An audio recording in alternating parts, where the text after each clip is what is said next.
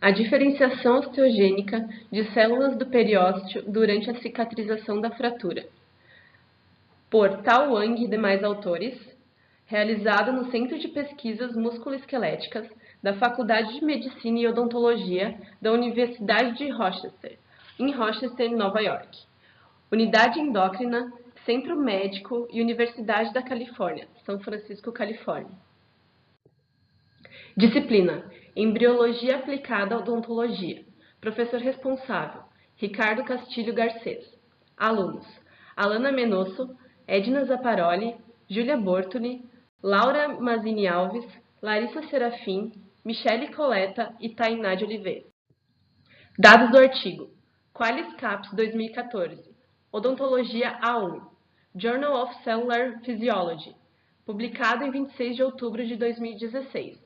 Não possui citações.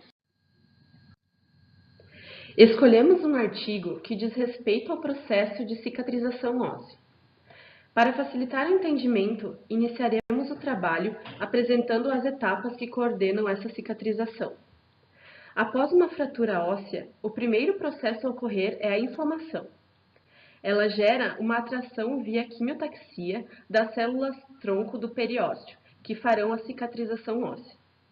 Depois da atração, as células atraídas irão se multiplicar e diferenciar em condrócitos, que irão formar a cartilagem, ou também chamado de calo mole, e os osteoblastos, os quais formarão o calo duro, futuro osso. Agora vamos falar sobre o periósteo. Periósteo é uma membrana que recobre externamente o osso. Essa membrana é uma rica fonte de células progenitoras. Nele há uma presença de osteocondroprogenitoras, que são células-tronco que posteriormente darão origem a condrócitos, osteoblastos e pericitos, além de outras células. Os pericitos são responsáveis pela vascularização final do osso. Mas por que isso é importante? É importante pois permite a migração dos osteoclastos para o calo mole, que farão a remodelação da cartilagem, e isso permitirá a ossificação. Agora vamos ver alguns dos fatores que influenciam a cicatrização óssea abordados nesse artigo, que serão explicados detalhadamente depois. Entre eles, PRX1, SOX9, WNT, família TGF, IGF-1 e IHH, Indian Hedgehog.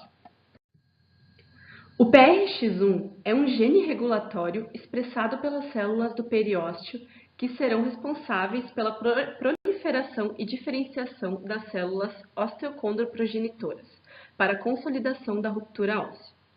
É importante ressaltar que o PRX1, quando expresso em embriões, participa da formação dos membros. E quando ocorre uma mutação e esse fator é alterado, há má formação ou perda óssea. Como ocorre o controle molecular dos progenitores de condrócitos e osteoblastos? Como já citado, o PRX1 é responsável pela multiplicação e diferenciação das células osteocondroprogenitoras. Esse fator trabalha em conjunto com o fator SOX9.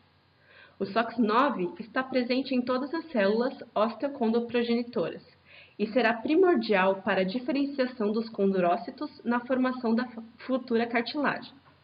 O PRX1 e o SOX9, juntamente com outros fatores, irão agir na cicatrização. Agora vamos ao experimento. O experimento é feito em fraturas de tíbias de ratos, utilizando um medicamento chamado tamoxifeno, o qual faz com que seja expresso a proteína TD-tomato. Essa proteína irá ser útil para a verificação das áreas com PRX1, que atuam na consolidação da fratura. A imagem A mostra o experimento realizado um dia após a fratura. A fluorescência em amarelo representa o aumento da expressão do fator PRX1. Já na imagem B, a seta mostra a proliferação das células influenciadas pelo PRX1 no periósteo. Isso após 7 dias da fratura. Na imagem C, os asteriscos mostram os centros de cartilagem formados após 5 dias e as setas mostram região de ossificação intramembranosa. Na sequência, a imagem D é um espelhamento da imagem C, porém mostrando a migração das células influenciadas pelo PRX1. Na imagem E, nós temos o centro de ossificação em azul e o de cartilagem em vermelho, muito bem visíveis. Em F, temos o espelhamento da figura E, mostrando novamente a influência do PRX1. Já na imagem G, vemos que, após 21 dias, a cartilagem em vermelho, presente na imagem E, já desapareceu. Em H, que também é um espelhamento de G, é mostrado a coloração do PRX1. Em I, aos 7 dias, a seta em preto aponta a formação de vaso sanguíneo na cartilagem. Já em J, é uma ampliação da I, mostrando a influência do PRX1 nas células dos pericílios. Sobre o fator regulatório Wnt, sabemos que sua via regula vários eventos biológicos durante a reparação da fratura, como a diferenciação de osteoblastos na formação óssea. Isso ocorre pois o receptor de Wnt, a partir de uma via canônica, ativa o mensageiro intracelular beta-catenina, o qual vai atuar no núcleo ativando o fator de transcrição TCF-LEF, que será responsável pela ativação da transcrição do RUNX2, que controla a diferenciação de osteoblastos e o desenvolvimento do esqueleto. O fator regulatório TGF coopera com a sinalização de Wnt na diferenciação de osteoblastos. Ele faz isso ativando a sinalização de beta-catenina por vias alternativas como via SMAD. Junto, também existe o fator componente da superfamília, o BMP, e este estimula o aumento da produção óssea e o seu volume.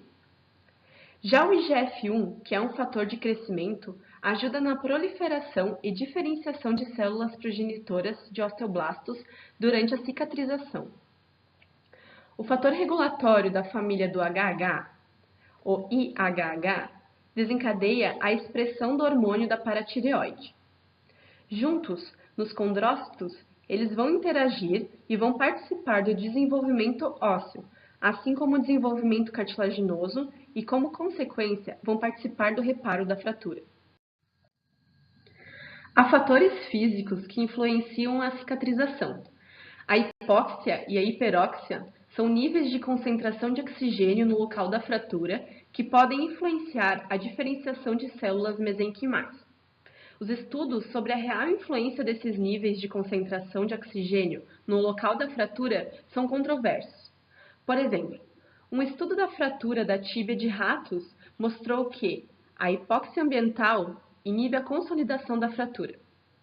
Já outro estudo mostra que a exposição hiperóxida hiperbárica provoca uma melhora significativa na fratura através da proliferação de osteoblastos. Logo, a tensão de oxigênio atua de forma importante na diferenciação das células-tronco no local da fratura. Porém, pelos estudos atuais, não se pode saber ao certo como ocorre essa regulação na diferenciação. A espécie reativa de oxigênio ROS faz com que a concentração de radicais livres originados pela fratura irá atrair antioxidantes que irão auxiliar no processo de formação do calo mole, do calo duro e na mineralização do calo mole.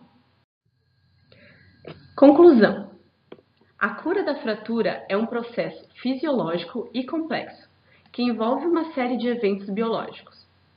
Os dados revelam as fontes que promovem o reparo da fratura, as vias moleculares, os fatores físicos e químicos que controlam os condrócitos e osteoblastos na diferenciação.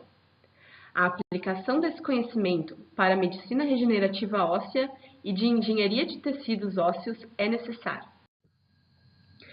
Importância na odontologia.